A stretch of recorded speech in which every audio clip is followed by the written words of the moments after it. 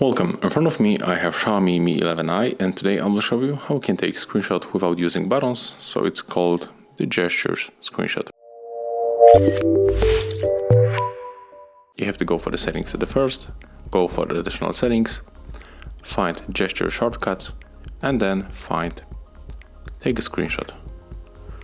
So as you can see, we can use 3 fingers, slide like that. Of course, we have to enable this feature like that, and take a look. When you make this gesture, the screenshot was taken. And here it is, we can save by tapping on the right upper corner, so we can capture a very screen that you have on the phone. So as you can see, that's all, and if you find this video helpful, remember to leave a like, comment, and of course, subscribe to our channel.